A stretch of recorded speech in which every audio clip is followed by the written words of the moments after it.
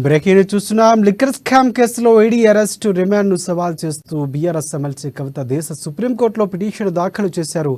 ఈ పిటిషన్లో ఈడీపై ఆమె సంచలన ఆరోపణలు చేశారు.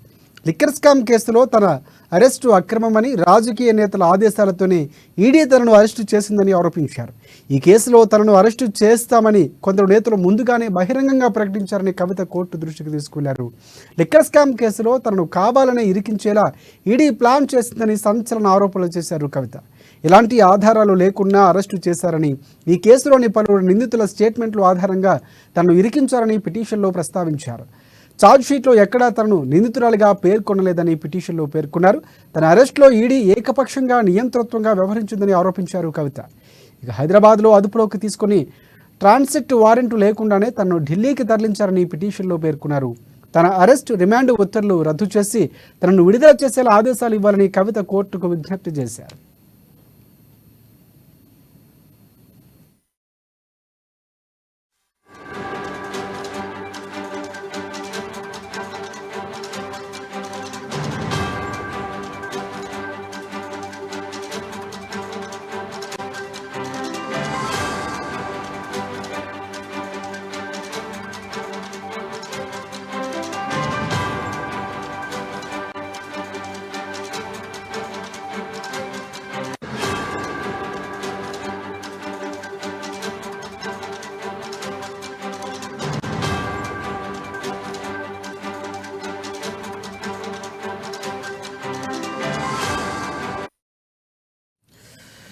బ్రేకింగ్ న్యూస్ చూస్తున్నాం. లిక్కర్ స్కామ్ కేసులో ఈడీ అరెస్ట్, రిమాండ్ను సవాల్ చేస్తూ బీఆర్ఎస్ ఎమ్మెల్సీ కవిత దేశ సుప్రీంకోర్టులో పిటిషన్ దాఖలు చేశారు. ఈ పిటిషన్లో ఈడీపై ఆమె సంచలన ఆరోపణలు చేశారు. లిక్కర్ స్కామ్ కేసులో తన అక్రమ అరెస్ట్ అని, తన అరెస్ట్ రాజకీయ నేతల ఆదేశాలతో ఈడీ తనను అరెస్టు చేసిందని ఆరోపించారు.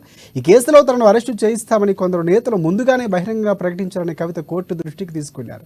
లిక్కర్ స్కామ్ కేసులో తనను కావాలని ఇరికించేలా ఈడీ ప్లాన్ చేసిందని సంచలన ఆరోపణలు చేశారు.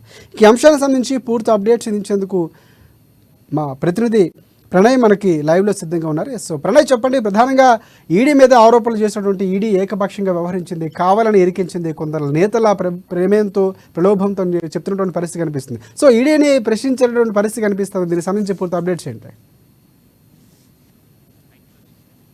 ఈడీని సవాల్ చేస్తూ ఎమ్మెల్సీ కవిత మళ్ళీ సుప్రీంకోర్టులో పిటిషన్ దాఖలు చేసిన పరిస్థితులు కనబడతా ఉన్నాయి. మొదటి నుంచి కూడా ఏదైతే తనపై కేవలం ఆరోపణలు మాత్రమే ఉన్నాయి, ఎక్కడ కూడా గతంలో కూడా ఛార్జ్ షీట్ లో తనపై పేరు ఏదైతే తన పేరు లేదు అని చెప్పేసి కూడా అక్కడ నిందితురాలుగా లేదు, కేవలం పేరు మాత్రమే ఉంది. నిందితురాలుగా ఎక్కడ కూడా పరిగణనలో లేదు. కావాలని ఏకపక్షంగా కూడా ఈడీ వ్యవహరిస్తూ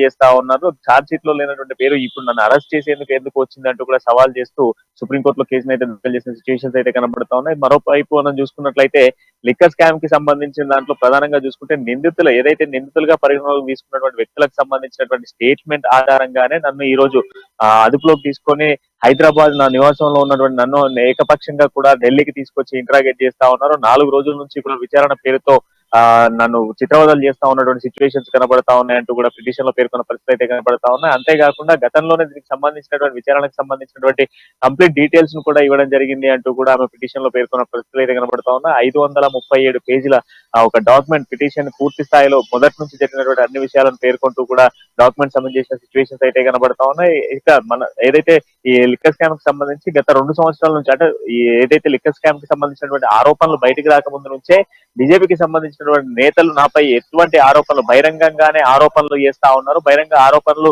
అంటే మొదటగా పేరు బయటికి రాకముందుకే ఆరోపణలు చేశారు అని అంటే ఇది కావాలనే బీజేపీ నేతలు కక్షపూరితంగా కావాలనే చేసినటువంటి చర్య అంటూ కూడా ఎమ్మెల్సీ కవిత పిటిషన్ లో పేర్కొన్న సిచ్యువేషన్స్ కనబడతా ఉన్నాయి. ఈ పిటిషన్ ఈ రోజు సుప్రీంకోర్టులో విచారణకు రాబోతా ఉంది. మరి ఈ విచారణ నేపథ్యంలో కూడా మరి ఆమె కోరిన విధంగా తనను నిరపరాధిగా తనను నిర్దోషి అని చెప్పేసి పేర్కొన్నటువంటి పిటిషన్ మరి సుప్రీంకోర్టు ఏ విధంగా చర్యలు తీసుకోబోతా ఉంది, అండ్ దాంతో పాటుగా తనను విడుదల చేయాలంటూ కూడా కోరుతున్న నేపథ్యంలో మరి ఏ విధమైన చర్యలు తీసుకుంటారో అనేది మాత్రం ఆసక్తిగా నెలకొన్న సిచ్యువేషన్స్ అయితే కనబడతా ఉన్నాయి. నేడు రేపు మాత్రమే సుప్రీంకోర్టు నడిచేటువంటి అవకాశాలు కూడా ఉన్నాయి. మరొక ఎల్లుండి నుంచి దాదాపుగా కూడా 7 రోజుల పాటు కూడా సుప్రీంకోర్టు హాలిడే కొనసాగబోతా ఉంది. ఈ హాలిడే నేపథ్యంలో మరి ఏది ఏమైనప్పటికీ కూడా మరి తను ఏదైతే కవిత వేసినటువంటి పిటిషన్ కి సంబంధించిన నేపథ్యంలో మరి ఈ రోజు ఖచ్చితంగా కూడా ఫైనల్ జడ్జిమెంట్ ఈ రోజా లేదా రేపు రాకపోతే మాత్రం ఖచ్చితంగా కూడా మరొక 7 రోజుల పాటు కూడా తను రిమైండ్ లో ఉండాల్సిన సిచ్యువేషన్స్ అయితే కనబడతా ఉన్నాయి. శేఖర్, ఎస్ ఒకటి ప్రధానంగా మొన్న హరీష్ రావు కానీ కేటీఆర్ కానీ వస్తూ ప్రధానంగా ట్రాన్సిట్ వారెంట్ గురించి మాట్లాడినటువంటి పరిస్థితి. ట్రాన్సిట్ వారెంట్ లేకుండానే తనను ఢిల్లీకి తరలించారని పిటిషన్లో కూడా పేర్కొంది కవిత. సో అది ప్రస్తావనకు వచ్చే అవకాశం ఏమైనా కనిపిస్తుందా? ప్రధానంగా అంటే కోర్టులో దాని గురించి ప్రస్తావించే అవకాశం కనిపిస్తుంది. అంటే ట్రాన్సిట్ వారెంట్ లేకుండా అరెస్ట్ చేయడం అనేది ఒక రకంగా కాదు అనేటువంటి వాదన కూడా కొంతమంది నుండి వచ్చినటువంటి పరిస్థితి. సో దానికి సంబంధించి ఈడీ ఎలాంటి వివరణ ఇచ్చే అవకాశం కనిపిస్తుంది?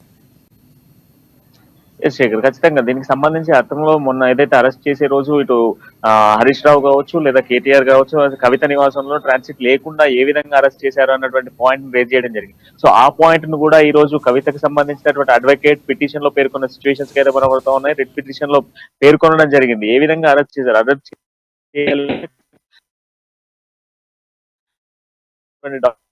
గా ఉంటేనే అరెస్ట్ చేయాల్సినటువంటి సిచ్యువేషన్స్ ఉంటాయి. ఏ విధంగా అరెస్ట్ చేశారు అన్నటువంటి ఈ పాయింట్ ను కూడా ఇదైతే పిటిషన్ లో పేర్కొన్నటువంటి పిటిషన్ కి సంబంధించినటువంటి ఈ డాక్యుమెంట్స్ లోనే ఈ పిటిషన్ దీన్ని కూడా ఈ పాయింట్ కూడా రేజ్ చేసిన సిచ్యువేషన్స్ కనబడతా ఉన్నాయి. బట్ నిన్న కూడా దీనికి సంబంధించిన ఒక చర్చ కొనసాగింది. ఎందుకంటే నిన్న కవితకి సంబంధించిన కుటుంబ సభ్యులను కలిసేందుకు కూడా ఒక పాయింట్ అయితే రేజ్ చేయడం జరిగింది. కవిత కుటుంబాల ఎమ్మెల్సీ కవితకి సంబంధించినటువంటి కుటుంబ సభ్యుల్ని కలిసేందుకు ఖచ్చితంగా కూడా అనుమతి ఇవ్వాలి అని చెప్పేసి సుప్రీంకోర్టులో నిన్న దాఖలు చేయడం జరిగింది. అయితే దాఖలు చేసినటువంటి నేపథ్యంలో కూడా ఒకవైపు మనం చూసుకుంటే నిన్న సాయంత్రం ఏదైతే కవితకి సంబంధించినటువంటి తల్లి శోభమ్మ కావచ్చు అండ్ దాంతో పాటుగా కవితకి సంబంధించినటువంటి ఇద్దరు కొడుకుల్ని కూడా తీసుకొని నిన్న 6 నుంచి 7 గంటల వరకు అంటే రోజు సాయంత్రం ఎన్ని రోజులు రిమైండ్ లో ఉన్నప్పటికీ కూడా రిమైండ్ లో ఉన్న అన్ని రోజులు కూడా కుటుంబ సభ్యులు కలిసేటువంటి ఫెస్టివల్ అయితే కోర్టు అయితే నిన్న కల్పించిన సిచ్యువేషన్స్ కనబడ్డాయి. నిన్న 6 నుంచి 7 గంటల సమయంలో ఇటు శోభతో పాటుగా ఎమ్మెల్సీ కవితకి సంబంధించినటువంటి కుమారులు కూడా తనను విజిట్ కావడం జరిగింది.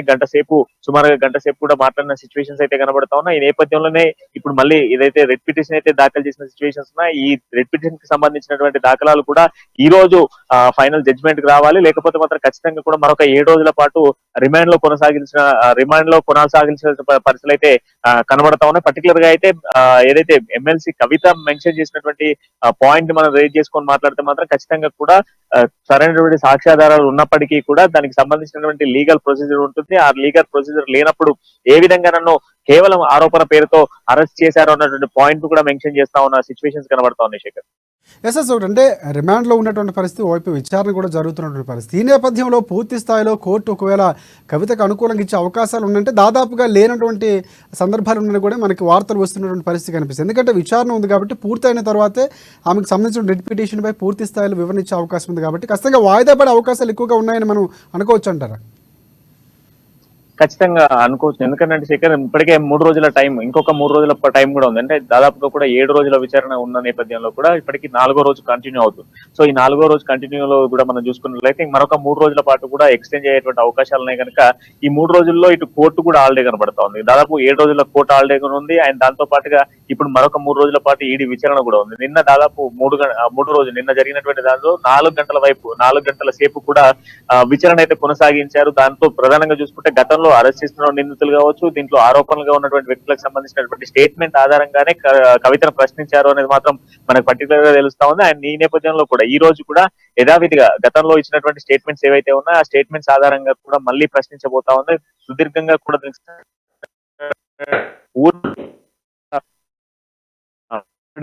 అవకాశాలు కనబడుతూ ఉన్నాయి. సో ఖచ్చితంగా కూడా ఈ రిట్ పిటిషన్ కోర్టులో ఒకవైపు కొనసాగుతున్న నేపథ్యంలో కూడా ఈడీ కూడా మళ్ళీ గడువు ఎట్లాగూ ఆల్రెడీ వాళ్ళకి ఇచ్చినటువంటి 7 రోజుల గడువులో మరొక 3 రోజులు ఉంది కనుక ఖచ్చితంగా 3 రోజుల గడువు కంటిన్యూ చేయాల్సిందే అన్నటువంటి యాంగిల్లో కూడా వాయిదా పడేటువంటి అవకాశాలు అయితే కనబడుతున్నాయి. బట్ వాయిదా పడితే మాత్రం ఖచ్చితంగా 7 రోజులు మళ్ళీ రిమాండ్ కొనసాగించాల్సిన సిచ్యువేషన్స్ ఉన్నాయి శేఖర్. క్లియర్గా అన్నీ సిద్ధం చేసుకున్న తర్వాతే మేము అరెస్ట్ చేయడం జరిగింది. క్లియర్గా కవిత పాత్ర ఉంది, ఆమె 100 కోట్ల బదిలీ చేసింది, దాన్ని కప్పిపుచ్చుకునేందుకే పూర్తి స్థాయిలో తర్వాత మనీ లాండరింగ్కు పాల్పడినటువంటి పరిస్థితి కానీ ఈడీ లిక్కర్ స్కామ్కి సంబంధించి కూడా పూర్తి ఈడీ ఆరోపిస్తున్నటువంటి పరిస్థితి కనిపిస్తుంది.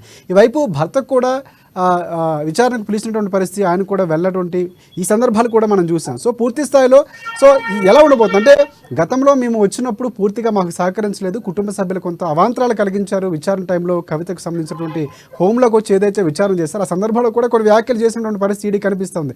సో అది కూడా ఈడీ తరఫు లాయర్లు ప్రధానంగా వాదించే అవకాశం ఉంది అనుకోవచ్చు మనం.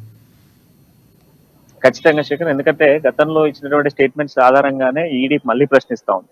అంతేకాకుండా నిందితులుగా పరిగణనలో తీసుకున్నటువంటి గతంలో నిందితులుగా పరిగణనలో తీసుకున్న వాళ్ళందరి స్టేట్మెంట్ కూడా ఈడీ రికార్డెడ్ ఎవిడెన్స్ గా తీసుకోవడం జరిగింది. వాళ్ళు ఇచ్చినటువంటి స్టేట్మెంట్స్ లో ఏదైతే 100 కోట్ల ట్రాన్సాక్షన్ జరిగింది అది ఢిల్లీ అండ్ హైదరాబాద్ వేదికగానే జరిగింది అన్నటువంటి ఆరోపణలు మొదటి నుంచి మనం చూస్తా ఉన్నాం. సో ఈ ఆరోపణలు బేస్ చేసుకొని మళ్ళీ కూడా ఈ ప్రశ్నలన్నింటినీ సంధిస్తా ఉంది. గతంలో ఏదైతే ఫోన్లకు సంబంధించిన విషయంలో వివాదంలో కూడా బయటికి రావడం జరిగింది కొన్ని విషయాలు. సో ఆ నేపథ్యంలో ఆ విషయాలతో పాటుగా ఆ ఫోన్లకు సంబంధించిన డేటాతో పాటుగా ఇచ్చినటువంటి నిందితుల డేటాను అండ్ దాంతో పాటుగా కుటుంబ సభ్యులకు సంబంధించి ఏదైతే ఎమ్మెల్సీ కవితకు సంబంధించిన భర్తకి సంబంధించి కూడా నోటీసులు జారీ చేసిన సిచ్యువేషన్స్ ఉన్నాయి. తనను కూడా ఈడీ విచారణకు రావాల్సి ఉంటుంది అన్నటువంటి హెచ్చరికలు జారీ చేస్తా ఉంది. బట్ ఆయన ఇంతవరకు అటెండ్ కానటువంటి సిచ్యువేషన్స్ కూడా ఉన్నాయి. ఖచ్చితంగా కూడా ఆయన దగ్గర నుంచి కూడా కొంత డేటాను తీసుకునేటువంటి ప్రయత్నం చేస్తారు. ఎందుకంటే నిందితులుగా ఉన్న వాళ్ళు వాళ్ళకి సహకరించిన వాళ్ళతో పాటుగా వాళ్ళ కుటుంబ సభ్యులకు సంబంధించినటువంటి డేటాను కూడా సేకరించుకున్న తర్వాతే నిజాలేంటి అబద్ధాలు ఏంటి అనేది బయటకు వస్తాయి. దాంతో పాటుగా పూర్తి డేటా కూడా బయటకు వచ్చేటువంటి అవకాశాలు ఉంటాయి కనుక ఆ డేటాను బయట తీసేటువంటి ప్రయత్నం ఖచ్చితంగా ఈడీ చేస్తా ఉంది. అండ్ దాంతో పాటుగా కుటుంబ సభ్యుల్లో ఉన్నటువంటి ఎవరెవరు ఈ యొక్క స్కామ్ కి సంబంధించినటువంటి దాంట్లో ఉన్నారో వాళ్ళకి సంబంధించినటువంటి అందరి డేటాను కూడా తీసుకునేటువంటి ప్రయత్నం చేస్తా ఉంది. అండ్ దాంతో పాటుగా మనీ లాండరింగ్ కి పాల్పడ్డారు అన్నటువంటి ఆరోపణ మాత్రం అయితే కనిపిస్తా ఉంది. బట్ అది దానికి సంబంధించి కూడా ఈ ఎంక్వైరీలో భాగంగా ఆ ఒక అంశాన్ని కూడా తెరపైకి తీసుకొస్తున్న సిచ్యువేషన్స్ కూడా కనబడతా ఉన్నాయి. సో పూర్తి స్థాయిలో చూసుకున్నప్పటికీ ఒకవైపు పార్లమెంట్ ఎన్నికలు దగ్గర పడతా ఉన్న నేపథ్యంలో ఇటు కేసీఆర్ కావచ్చు కేటీఆర్ కావచ్చు ఫుల్ ఫ్లెజ్ గా కూడా పార్లమెంట్ ఎలక్షన్స్ పై ఫోకస్ చేస్తా అంటూ అండ్ దాంతో పాటుగా ఇటు కవిత భర్తకి సంబంధించినటువంటి నోటీసులు కావచ్చు ఇవన్నీ కూడా కొంత చర్చ సాగుతా ఉన్న సిచ్యువేషన్స్ కనబడతా ఉన్నాయి. మరోవైపు ఎన్నికల సమయం దగ్గరకు వస్తా ఉన్నటువంటి నేపథ్యంలో అభ్యర్థుల ప్రకటన కూడా ఇంకా చేయాల్సినటువంటి సిచ్యువేషన్స్ లో కేసీఆర్ ఇటు బిజీగా ఉంటా ఉన్నారు. అండ్ దాంతో పాటుగా ఇప్పుడు ఈడీ తీసుకుంటున్నారు. అలాగే కేసీఆర్ కూడా పూర్తి స్థాయిలో స్పందించినటువంటి పరిస్థితి కనిపిస్తుంది. ఇంకోవైపు చూసుకుంటే సుకేష్ చంద్రశేఖర్ జైల్లో ఉంటుండే వరుస లేఖలు గతంలో కూడా పూర్తి స్థాయిలో ఈసారి కవితాక్కని సంబోధిస్తూ కూడా ఆయన వ్యంగ్యంగా కొన్ని వ్యాఖ్యలు చేసినటువంటి పరిస్థితి, క్లియర్ కట్గా కొన్ని విషయాలు చెప్పినటువంటి పరిస్థితి కూడా కనిపిస్తుంది. సుకేష్ చంద్రశేఖర్ లేఖ కూడా ప్రధానంగా కొంతవరకు హైలైట్ అవుతున్నటువంటి పరిస్థితి కనిపిస్తుంది. ముందు నుంచి తను ఏదైతే చెప్తున్నాడో ఖచ్చితంగా కవిత అరెస్ట్ ప్రమేయం ఉంది అనే లేఖలో ప్రస్ఫుటంగా వ్యక్తం చేసినటువంటి పరిస్థితి ఇప్పుడు అదే నిజమైంది. సో ఆ దిశగానే దర్యాప్తు కూడా సాగుతున్నటువంటి పరిస్థితి ఉంది. దాని ఏ విధంగా చూడొచ్చు అంటారు? సుకేష్ చంద్రశేఖర్ ఇచ్చినటువంటి స్టేట్మెంట్ నిన్న మనం పేపర్ కూడా మనం చూడడం జరిగింది. ఆయన ఒక బహిరంగ లేఖ కూడా రాశారు. తిహార్ జైలు ఏదైతే ఉందో మీకోసం ఎదురు చూస్తా ఉంది అంటూ కూడా ఆయన నిన్న రాసినటువంటి లేఖలో కవిత గారు మీకోసం తిహార్ జైలు ఎదురు చూస్తా ఉంది, ఖచ్చితంగా మీకోసం ఒక స్థానం ఉంది అన్నటువంటి యాంగిల్ లో కూడా ఒక లేఖ రాయడం జరిగింది. అయితే ఆయన గతంలో ఇచ్చినటువంటి స్టేట్మెంట్స్ లో కూడా మనీ లాండరింగ్ సంబంధించిన దాంట్లో కవిత ఉంది అన్నటువంటి పాయింట్ ఆయన రేజ్ చేసుకున్నప్పటికీ కూడా దానికి సంబంధించినటువంటి పాయింట్ కూడా నిన్న హైలైట్ కనబడతా ఉంది. సో దాన్ని కూడా బేస్ చేసుకొని మరి ఈ రోజు ఎందుకంటే అది నిన్న ఫ్లాష్ అయింది కనుక ఖచ్చితంగా కూడా ఆ పాయింట్ ను కూడా ఈడీ ఈ రోజు రెటిఫై చేస్తూ మాట్లాడుతుంది అన్నటువంటి పాయింట్స్ కూడా మనకు వినిపిస్తా ఉన్నాయి. మరోవైపు కేసీఆర్ అంతా కూడా ఒకవైపు ఏదైతే పార్లమెంట్ ఎన్నికల నేపథ్యంలో ఖచ్చితంగా కూడా పార్టీ ఉనికిని కాపాడుకునేందుకు పూర్తి స్థాయిలో ప్రయత్నాలు కొనసాగిస్తున్న నేపథ్యంలో ఫోకస్ అంతా అటువైపు మరలుతా ఉన్నారు. కేవలం ఇటు అడ్వకేట్ తో మాత్రమే కవితకు సంబంధించిన ఇష్యూను వాళ్ళతో సంప్రదింపులు మాత్రమే ఫోన్ లో సంప్రదింపులు మాత్రమే చేస్తున్న సిచ్యువేషన్స్ కనబడతా ఉన్నాయి. మిగతా అంతా కూడా పార్లమెంట్ ఎన్నికలకు సంబంధించిన నేపథ్యంలో ఖచ్చితంగా కూడా ఒక 12 స్థానాలు లేదా 13 స్థానాల్లో ఖచ్చితంగా గెలవాలి అన్నటువంటి సంకల్పంతో కేసీఆర్ ఆలోచిస్తున్న సిచ్యువేషన్స్ అయితే కనబడతా ఉన్నాయి. ఆ నేపథ్యంతో కూడా పూర్తిగా కూడా ఏదైతే ఒకవైపు మనం చూసుకుంటే నాయకులు బీఆర్ఎస్ కి సంబంధించినటువంటి ఎమ్మెల్యేలు కావచ్చు అండ్ దాంతో పాటుగా కొందరు నేతలు కూడా పార్టీలు మారుతా ఉన్నారు, గతంలో ఉన్నటువంటి ఎంపీలు మారుతా ఉన్నారు. సో ఈ నేపథ్యంలో మొన్న గెలిచినటువంటి దానం నాగేందర్ కావచ్చు వీళ్ళందరూ కూడా పార్టీలు మారుతున్న సిచ్యువేషన్స్ లో వాళ్ళతో సంప్రదింపులు కొనసాగిస్తా ఉన్నారు. మరికొందరు నేతలు కూడా లైన్ లో ఉన్నారు, అంటే వెళ్ళడానికి లైన్ లో ఉన్నారు అన్నటువంటి వార్తలను కూడా మనం చూస్తా ఉన్నాం. ఈ నేపథ్యంలో వాళ్ళందరినీ కూడా కంట్రోల్ చేసేందుకు వాళ్ళందరినీ కూడా ఆపేందుకు ప్రయత్నాలు కేసీఆర్ అటువైపు చేస్తా ఉంటే మరోవైపు ఈ లిక్కర్ స్కామ్ కి సంబంధించినటువంటి వివాదం మరోవైపు కొనసాగుతా ఉంది. సో అయోమయ పరిస్థితిలో మాత్రం కేసీఆర్ కుటుంబం అంతా కూడా అయోమయ పరిస్థితుల్లో కనబడతా ఉంది. బీఆర్ఎస్ అంతా కూడా ఏమవుతుంది ఏం కాబోతుంది అన్నటువంటి ఆలోచనతో కేసీఆర్ విజన్ ఇటువైపు చూడాలా లేదా అటువైపు చూడాలా అన్నటువంటి కొనసాగు. Right thanks for update. So Pranay, మొత్తానికి క్రాస్ చెకింగ్ క్రాస్ ఇంట్రాగేషన్ అనేటువంటి పరిస్థితి కనిపిస్తుంది. పిటిషన్ సంబంధించి ఎలా ఉండబోతున్నది మాత్రం కొంతవరకు సస్పెన్షన్ కొనసాగుతుందని చెప్పొచ్చు.